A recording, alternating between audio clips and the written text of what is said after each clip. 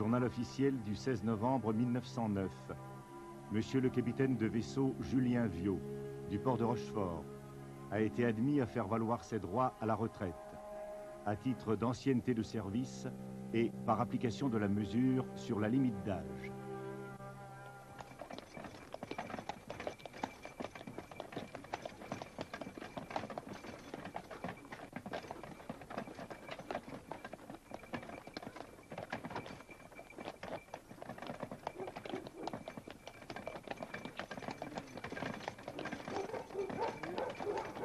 Samedi 1er janvier 1910. Le plus sinistre de tous mes commencements d'année. Je me retrouve à Rochefort, et à part son rôle administratif et son arsenal, j'aimerais mieux n'importe quel village que cette triste petite ville, à l'esprit si étroit que l'on se croirait un siècle en arrière.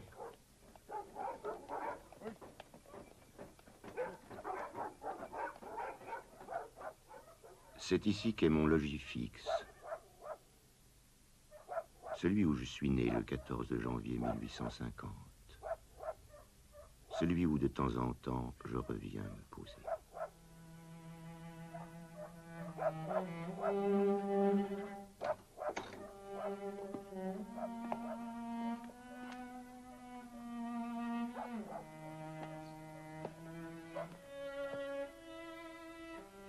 Vendredi 14 janvier. Le jour de mes 60 ans et de ma retraite. 42 ans de service, dont la moitié passée en mer et dans les ports. Une vocation qui semble accomplie. J'avais souhaité aller au bal de la préfecture maritime pour porter une dernière fois mon uniforme de marin. Mais la fièvre tant redoutée est revenue. À travers un mauvais sommeil de malade, comme dans un cauchemar, les souvenirs se bousculent.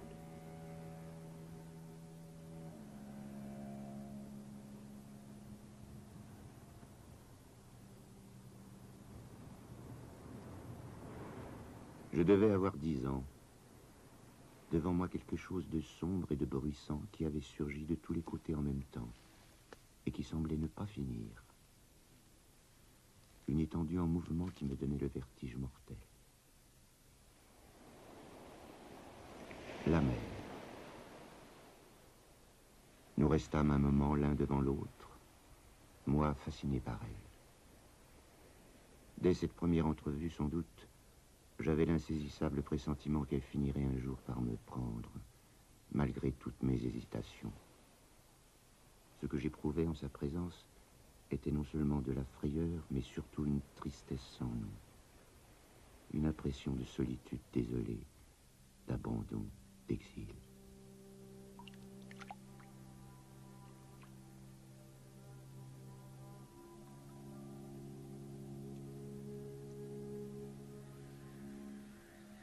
Un soir, j'étais monté seul dans la grande chambre ancienne du premier étage. Là, parmi les livres d'un autre siècle, je trouvai un cahier en gros papier rude d'autrefois et je l'ouvris. J'appris alors que de midi à 4 heures du soir, le 20 juin 1813, par 110 degrés de longitude et 15 degrés de latitude australe, il faisait beau.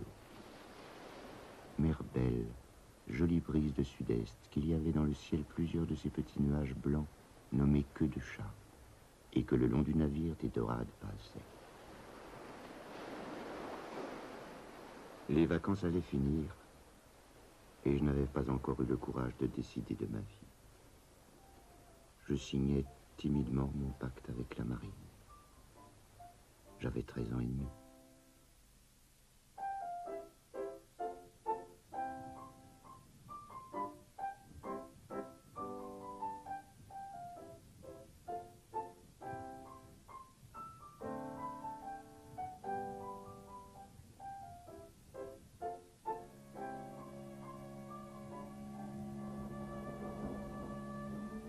Mercredi 26 janvier 1910.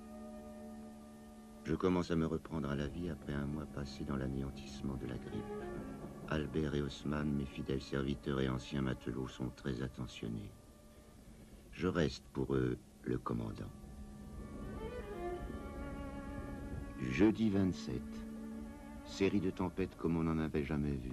Cataclysmes partout. 2 comètes au ciel dont l'une arrive menaçante. Si ça pouvait être la fin. Vais-je revoir Istanbul? Vais-je vivre une année de plus? Tout s'accélère.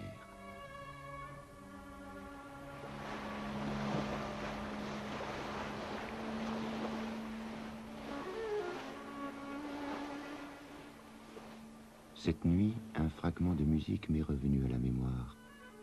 Et j'ai eu beaucoup de peine à démêler dans quel coin du monde et à quelle époque de ma vie j'ai bien pu l'entendre. Il n'est pas un air qui n'éveille en nous des milliers de souvenirs.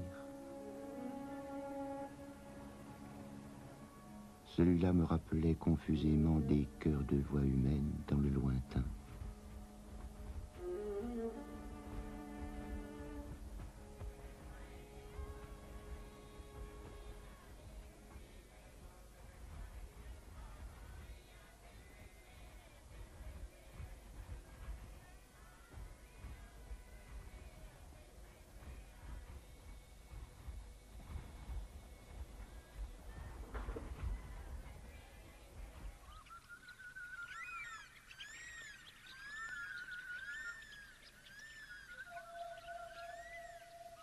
Tahiti. C'est dans cette île lointaine, point mystérieux qui fut longtemps le lieu des rêves de mon enfance, que je baptisai mon premier personnage. Le 25 janvier 1872, à l'âge de 22 ans. Lorsque la chose eut lieu, il était environ 1 heure de l'après-midi à Londres et à Paris. Il était à peu près minuit en dessous, sur l'autre face de la boule terrestre, dans les jardins de la Feuraine Pomaré où la scène se passait.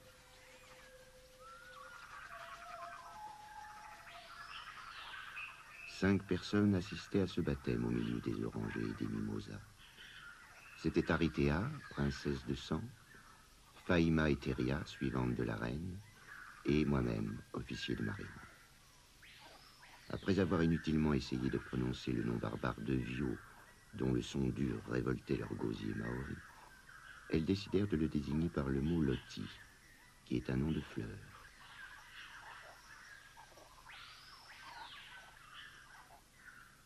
De cette île délicieuse, moi, Julien Viau, je rapportais un surnom qui deviendra plus tard mon nom d'écrivain, Pierre Loti.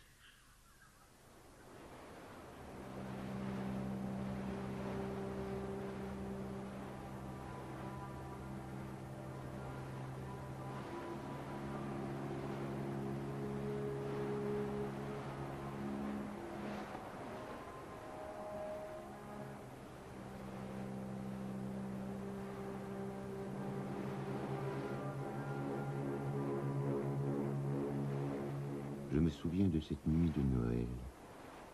Le pétrel quittait l'Afrique sous toute voile et les négresses passagères encombraient le pont, roulées dans leurs pagnes.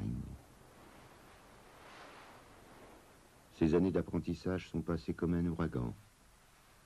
Il y avait tant de passion en moi et autour de moi, tant de contradictions et d'amour. Je souffrais dans un tourbillon de fièvre et d'ivresse. Et j'aime mieux cette douleur que l'oubli que le temps peut m'apporter. Maintenant, dans le calme, dans le vide de ma vie, c'est comme un rêve de penser à cette époque troublée où j'ai tant aimé.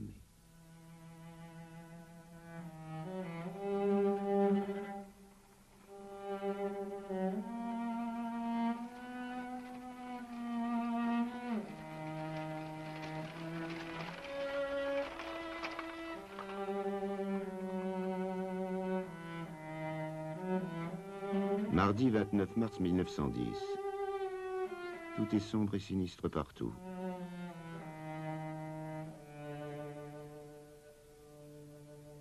J'ai toujours un peu de ce vertige, de cette horrible sensation de flottement. Et il me semble que je vois tout cela pour la dernière fois. Edmond déjeune avec moi. Il me compte les larmes aux yeux la mort de son pauvre gros chien de garde. Et pour un peu, il me ferait pleurer aussi. Je reste seul dans la maison vide.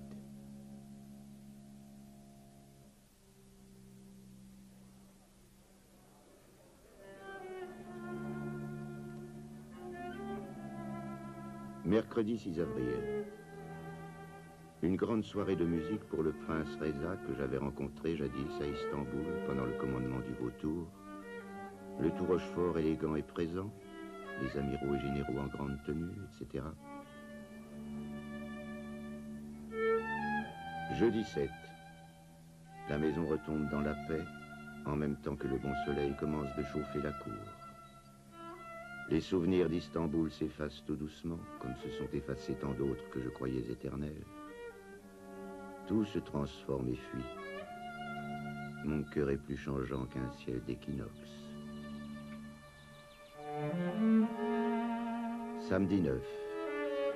Mon fils Samuel a voulu ouvrir un certain placard fermé depuis plus de 20 ans. Là-dedans, des fioles de remèdes et toutes sortes d'objets qui venaient de Turquie.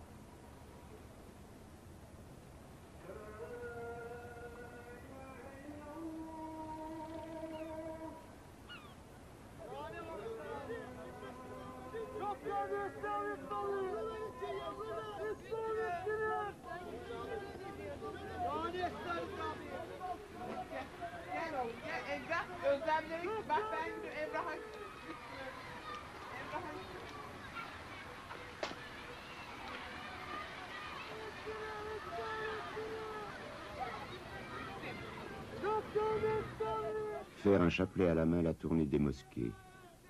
S'arrêter à tous les cafés-G, boire le café de Turquie dans les microscopiques tasses bleues à pieds de cuivre.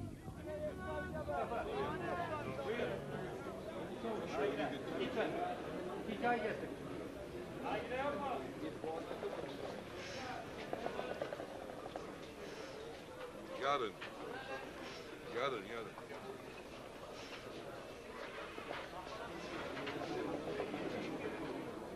S'asseoir au soleil et s'étourdir doucement à la fumée d'un narguilé, causer avec les derviches au milieu du tapage des marchands de fruits, être soi-même une partie de ce tableau plein de mouvements et de lumière, être libre, insouciant et inconnu.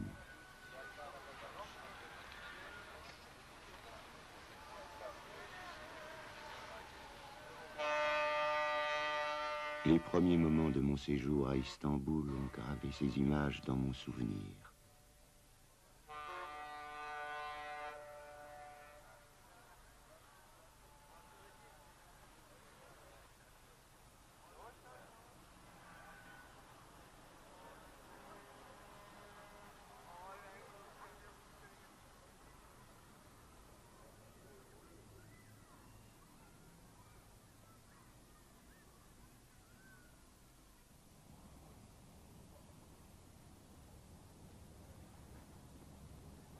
Je portais le costume des matelots turcs, le moins compromettant pour traverser de nuit la rade et les tavernes. J'ai vu d'étranges choses la nuit, des convoitises autour de moi-même, une prostitution dans les caves où se consomme jusqu'à complète ivresse le raki. Ainsi vont les choses. Les femmes sont pour les riches, qui en ont plusieurs, et les pauvres ont les jeunes garçons.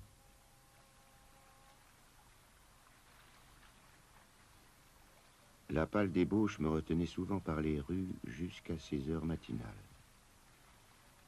Un jour, je me croyais si parfaitement seul que j'éprouvais une étrange impression en apercevant près de moi, derrière d'épais barreaux de fer, deux grands yeux verts fixés sur les miens.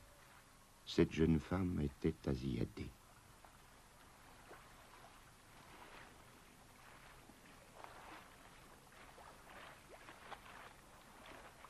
Pendant 3 mois, je songeais au moyen d'exécuter ce projet impossible, aller habiter avec Aziyadeh, vivre de la vie musulmane qui était sa vie, la posséder des jours entiers. C'était une situation singulière que la nôtre. Il nous était interdit d'échanger seulement une parole. Tous les dangers s'étaient donné rendez-vous autour de ce lit qui dérivait sans direction sur la mer profonde. On aurait dit deux êtres qui ne s'étaient réunis que pour goûter ensemble les charmes enivrants de l'impossible. Aziyadeh parlait peu. Elle souriait souvent, mais ne riait jamais. Son pas ne faisait aucun bruit. C'était bien là cette petite personne mystérieuse qui le plus souvent s'évanouissait quand paraissait le jour et que la nuit ramenait ensuite à l'heure des djinns et des fantômes. « Qu'as-tu, Loti » dit-elle. « Et pourquoi es-tu toujours sombre ? C'est à moi de l'être, puisque quand tu seras parti, je vais mourir. »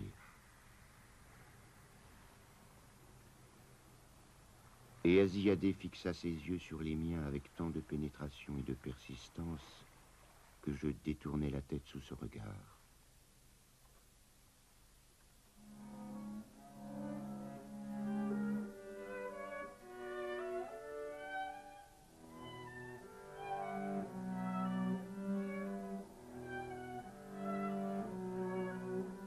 Dimanche 17 avril 1910. Une journée de silence et de calme printanier.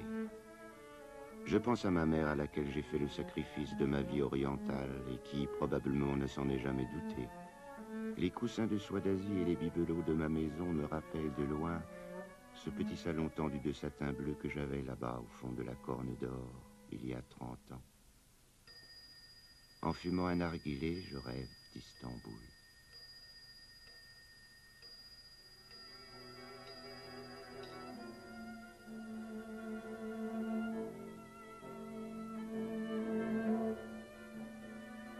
Jeudi 21 avril, l'horizon est plein de menaces de tous côtés. La fermeture de notre arsenal, on nous enlève la flotte de torpilleurs. J'écris un article pour le Figaro et je sollicite par lettre l'intervention de Raymond Poincaré. Dimanche 24. Il me semble que la vie m'est enfin revenue et je pars pour Toulon recevoir la croix de commandeur de la Légion d'honneur. Les malles sont faites, mais rendez-vous pris pour la route. Quand l'inexorable fièvre revient m'anéantir.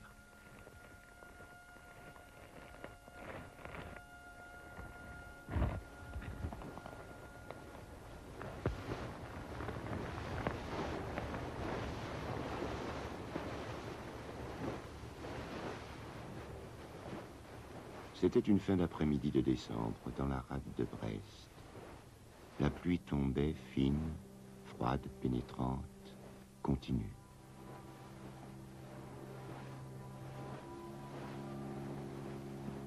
Après Istanbul, la vie d'Occident me semblait plus grise et plus maussade que jamais.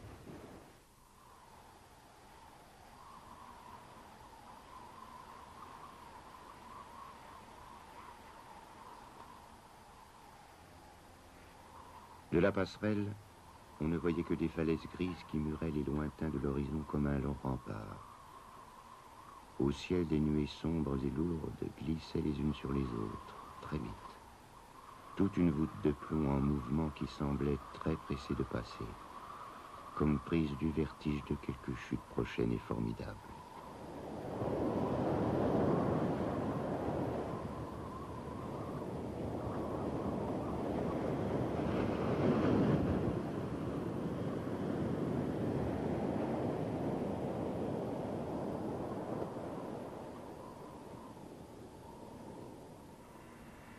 Je m'ennuyais d'une manière profonde et incurable.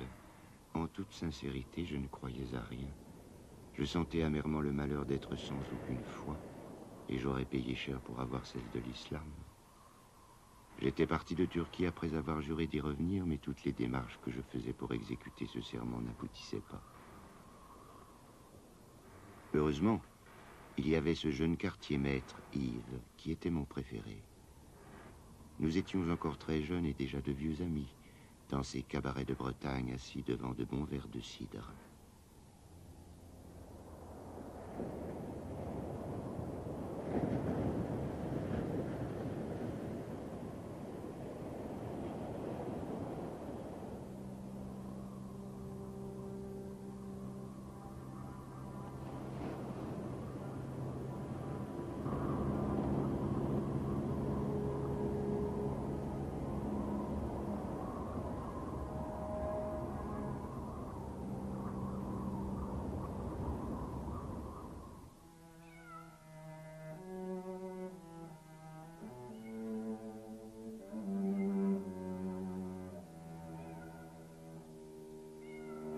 Samedi 30 avril 1910, les habitudes tranquilles du foyer me causent par instant une singulière mélancolie.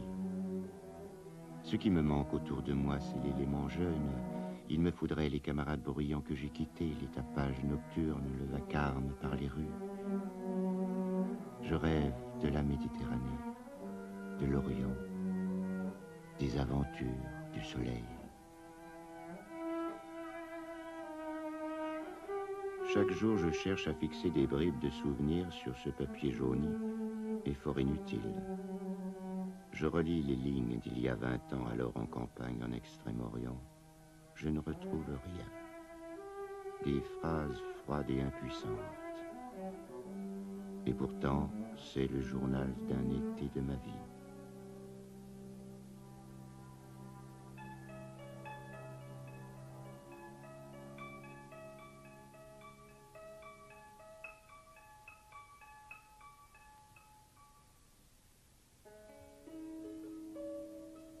« 23 juillet 1885, j'ai épousé la semaine dernière pour un mois renouvelable devant les autorités nippones une certaine Okane-san, qui partage mon logis suspendu. Nous sommes allés aujourd'hui chez un photographe en renom, Yves Mamousmé et moi, afin de poser en groupe. Son atelier pourrait être aussi bien à Paris ou à Pontoise. Notre tour revient, Chrysanthème s'arrange avec lenteur, d'une manière très recherchée, tournant le plus possible les pointes de ses pieds en dedans à la façon élégante. Et sur le cliché qu'on nous montre, nous avons l'air d'une petite famille bien ridicule, alignée devant un photographe de foire.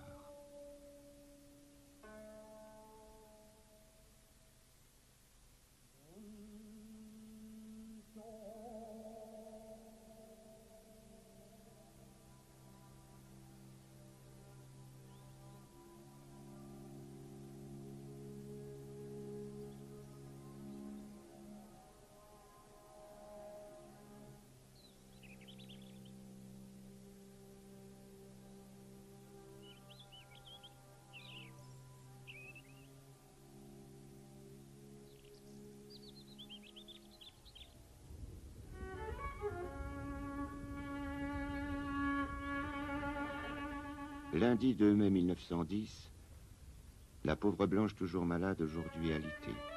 La maison est comme un tombeau. Je repense au pasteur qui avait dit lors de la cérémonie du mariage, « Avec Pêcheur d'Islande, vous avez écrit le livre du malheur. Vous allez écrire maintenant le livre du bonheur. » À défaut du bonheur impossible, j'espérais trouver un peu de paix. Mardi 10, la comète approche, bouleversant l'atmosphère. Départ de la pauvre Blanche qui va essayer de se rétablir en Dordogne dans sa maison au Bertranet. Lundi 16, j'ai retrouvé pour un temps la plénitude de la vie. Pour chanter les duos avec Mademoiselle Larivière, je me suis même remis à la musique.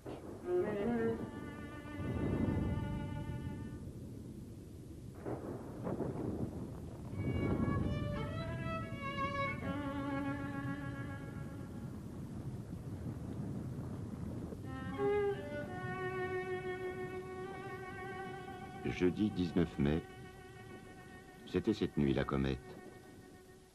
J'avais envoyé Haussmann sur le toit.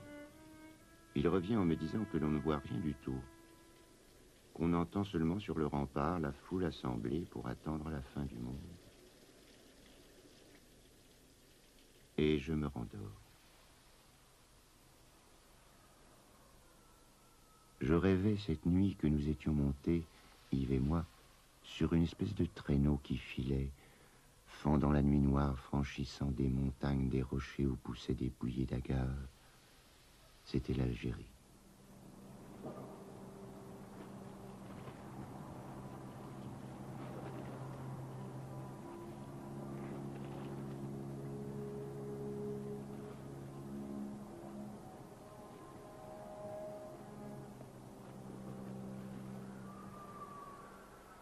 Je m'éveille ayant un sentiment d'angoisse d'abord inexpliqué, et je cherche à me souvenir.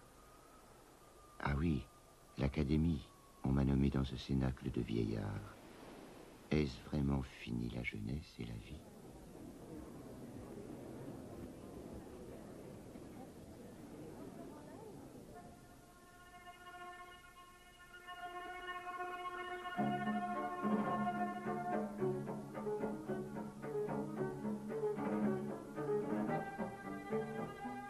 Mardi 24 mai 1910, Paris, où nous sommes installés ce matin pour une quinzaine de jours au Palais d'Orsay. Jeudi 26, vendredi 27, midi et quart déjeuner chez les Barthou, 6 heures Duchesse de Rohan, 8 heures dîner chez les Daudet. Samedi 28, midi, déjeuner chez les Daussonville. Dimanche 29, déjeuner chez Madame Adam à Gif. Lundi 30, thé chez les Poincaré. Mercredi 1er juin, jeudi 2, vendredi 3, lundi 6 juin, midi, 9 heures, départ de Paris. Ouf.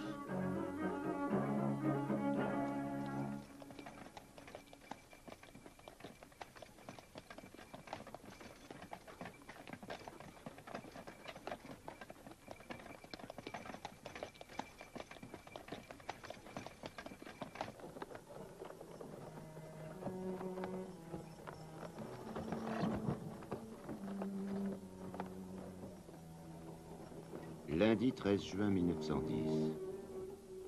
Le matin, première sensation de printemps et de chaleur, après cet inexplicable hiver qui ne finit pas. Je pense à Istanbul et à ma chère petite Asiadé. J'ai hâte de retourner là-bas. Mais toute ma vie s'est passée à cela. Souffrir de partir et cependant l'avoir voulu. De bonne heure, mes petits Raymond et Edmond sont allés à la traditionnelle foire aux anguilles. Ils me donnent du souci, ces deux enfants. Ils sont dissipés, coureurs et ne travaillent plus. Ils s'inquiètent de connaître leurs origines. Mardi 14, je pars pour Hendaye.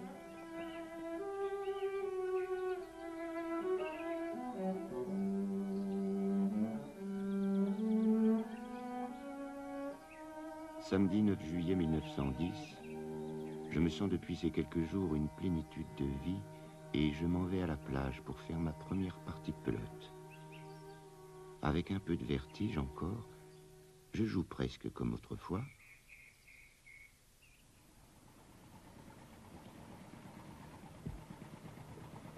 Je me souviens de cette solitude de ma vie d'ici, qui était comme le commencement d'une vie nouvelle.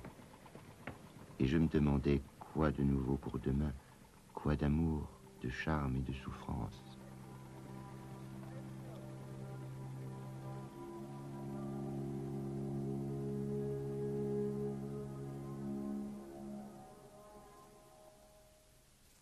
C'est un soir de l'autre côté de la Bidassoa que j'ai retrouvé Krouchita, grande et élégante dans sa mantille noire, sur la route solitaire d'Irun. Elle était pâle, malade de l'angoisse de quitter son cher pays, mais son parti était pris et elle avait décidé de me suivre à Rochefort. Nous échangions nos premiers baisers de fiancés.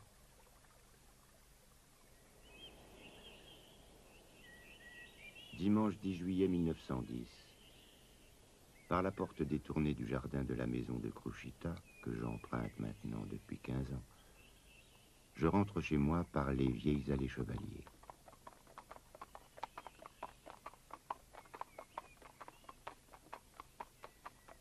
Le rendez-vous pour la photo est pris pour le lendemain. Il y aura donc mon fils Samuel et mes deux enfants basques, Raymond et Edmond.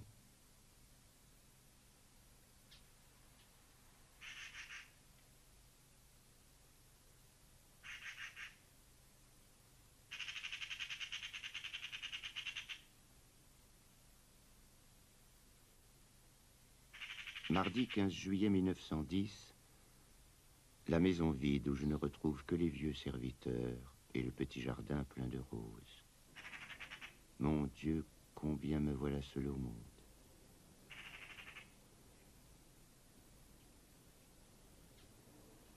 Se confiner tout le temps dans un même lieu, passer sur la terre et n'en rien voir, quel avenir de désenchantement. À quoi bon vivre, alors ?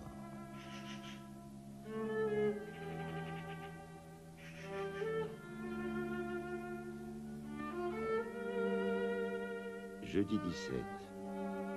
Comme chaque année, je reçois la visite de la princesse Alice de Monaco. Je l'entraîne à la vente de charité protestante traditionnelle. Le soir, habillés, redevenus des gens chics, comme il dit, nous dînons dans la grande salle.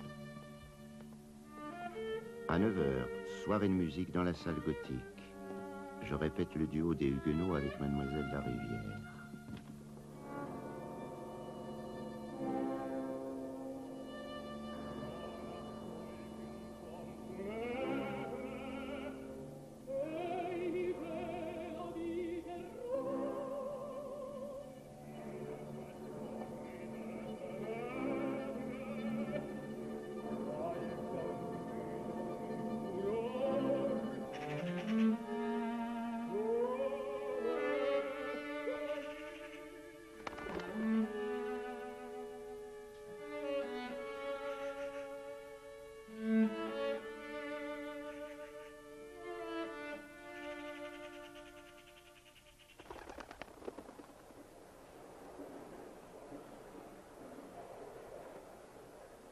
Et ce rêve est accompli, ce rêve qui constamment revenait dans mon triste sommeil depuis que je n'étais plus marin.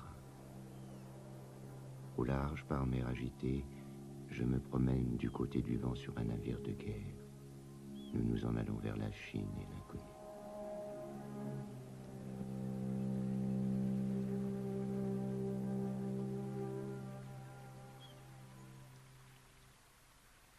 C'était il y a 10 ans, le lundi d'un mois d'octobre, j'étais arrivé à Yangsun par un vent glacé pour trouver ma jonque et mon personnel.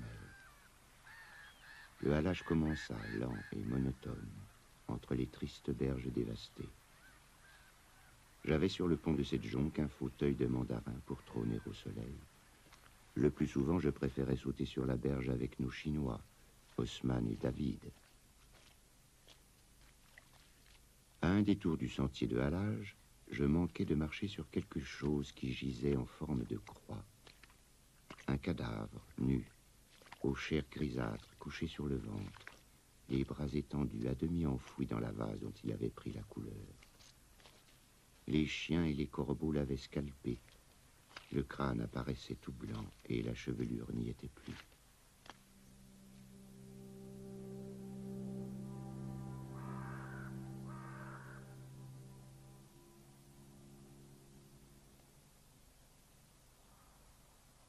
Longue route monotone à travers les villages saccagés d'aspect lamentable. Tout à coup, la muraille de Pékin. Jamais chose plus lugubre et en même temps plus surhumaine ne m'était apparue. Sur chaque créneau, un corbeau croissait à la mort, pas un passant aux abords de cette ville. Personne.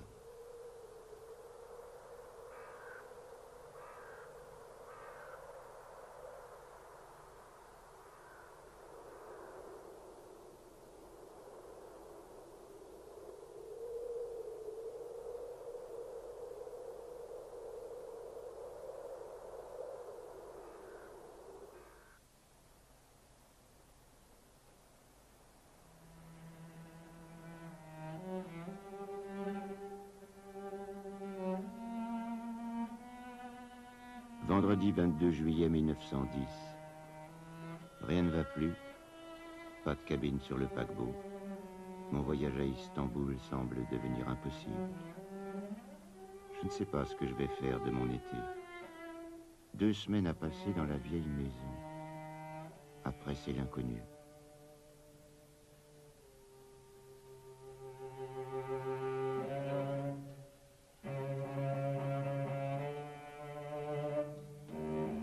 Dimanche 31. Je ne sais rien de mes lendemains. Irai-je à Istanbul ou simplement à Hendaye dans les Pyrénées? Le soir, à la fenêtre de mon cabinet de travail, au-dessus de la vieille rue plus que jamais déserte, la première cigarette de l'été.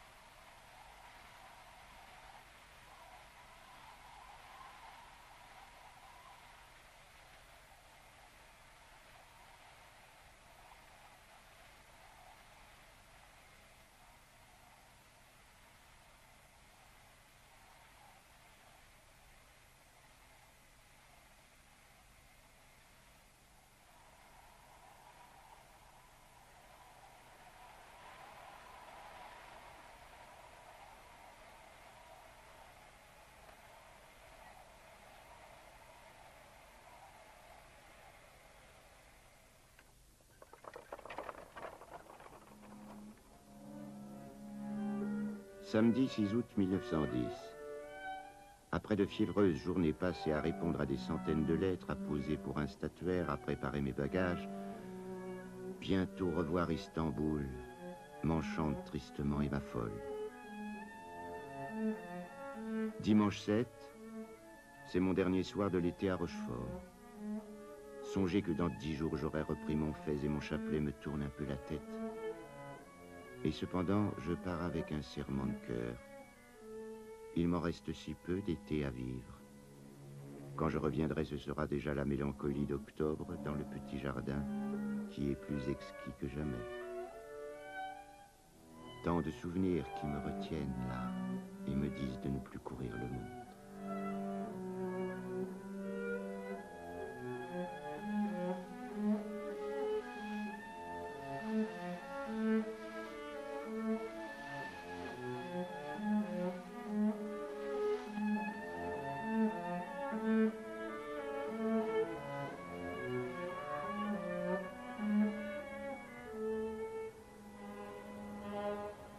Lundi 15 août, à mesure que chemine le paquebot qui me ramène sur les eaux tièdes et tranquilles de la Marmara, mes souvenirs de Turquie s'avivent d'heure en heure.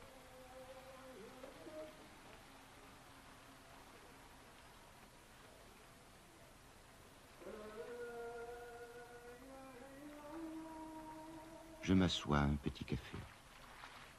Je fume mon premier narguilé. Il me semble que je rêve.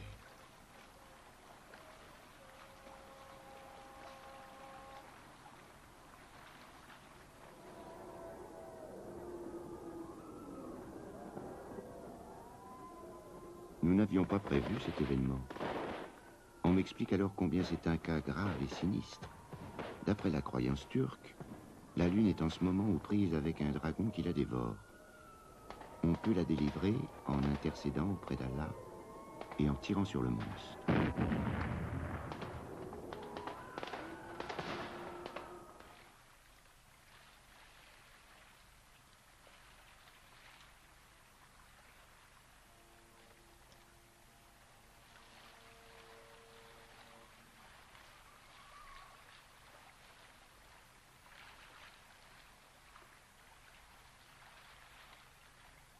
Mardi 16 août, je m'éveille à Kandilli sur le Bosphore, côte d'Asie, dans la vieille maison turque sur pilotis. Une tiédeur un peu lourde emplit ma chambre qui communie avec l'eau. Un peu comme ferait un vieux navire dont la carène ne serait plus étanche. Les yeux fermés, rien qu'en respirant, je reconnais le Bosphore. Et tout ce que je vois, tout ce que je sens, évoque les différents âges de ma vie, évoque mes successives jeunesses.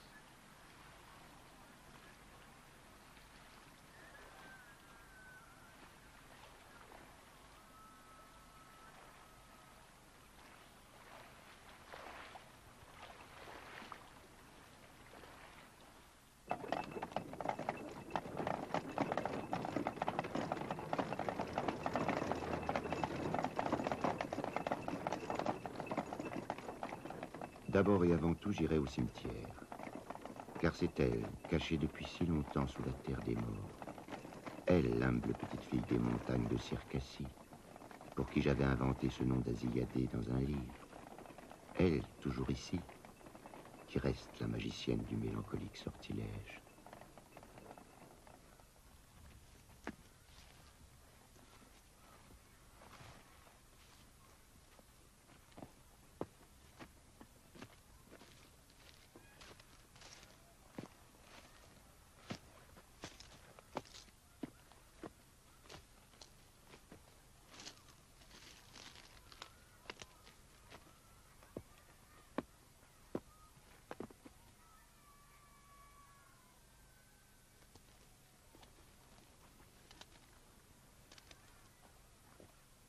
Haussmann, qui m'y avait accompagné souvent, affirme lui aussi que la tombe était là. Et elle n'y est plus.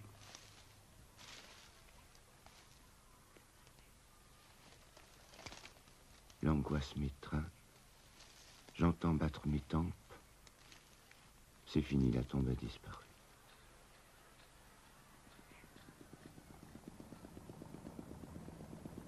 J'apprends que ce sont les Turcs eux-mêmes qui ont commis le sacrilège. Un immense dégoût me prend soudain. Une grande fièvre vient m'anéantir.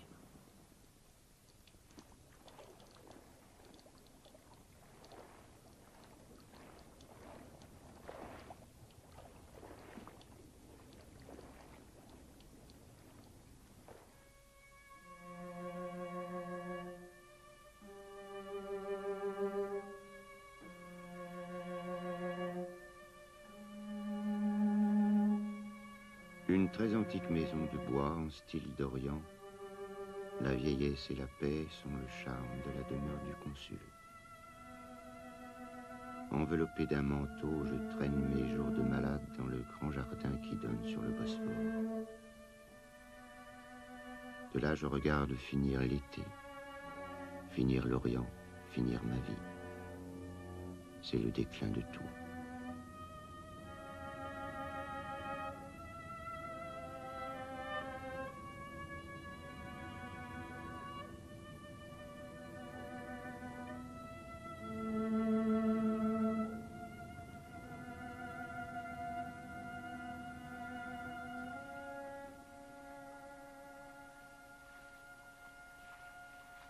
Qui es-tu, toi que j'ai tant aimé? Serais-je oublié bientôt comme une maîtresse de hasard? Ou bien m'aimes-tu? As-tu dit vrai? Et dois-tu revenir? Et les larmes d'Asiadé commencèrent à couler.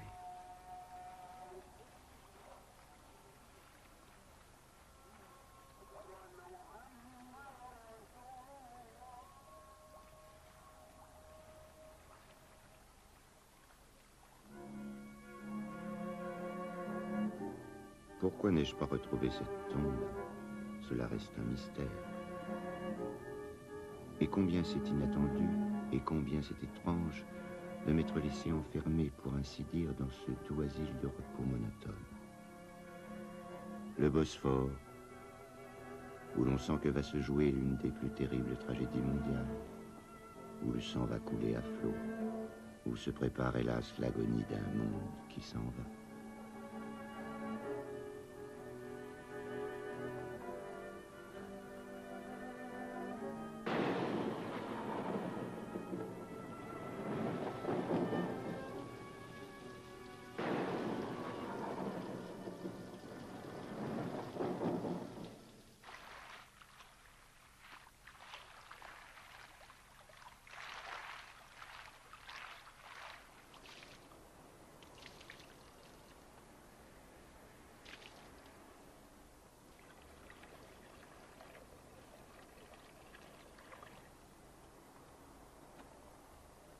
الذي أنشأكم وجعل لكم أبدا ولبتة قليلا ما تشكرون.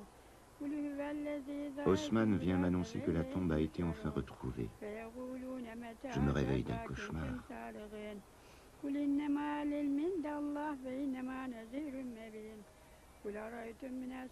Je regarde tout.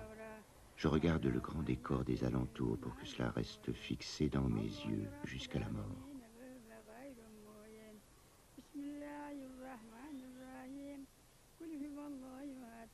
Il me semble que tout dans ma vie a repris son équilibre. La Turquie a retrouvé son âme. Je l'aime encore, ce pays de ma jeunesse. Et ce soir au clair de lune, je m'abandonnerai aux enchantements d'Istanbul.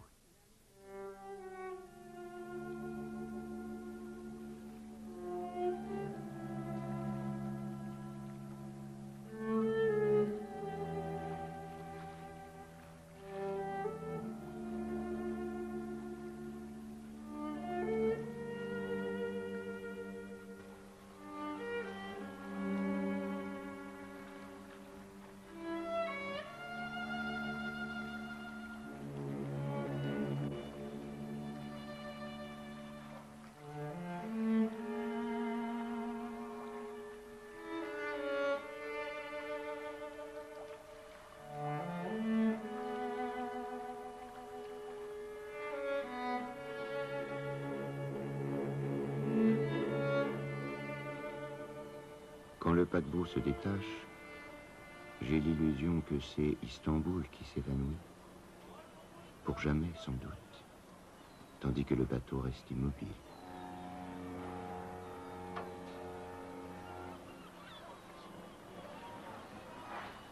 Aujourd'hui, j'arrête définitivement ce journal de ma vie commencé depuis 45 ans. Il ne m'intéresse plus et n'intéresserait plus personne. L'année finit par un beau soir, froid et clair.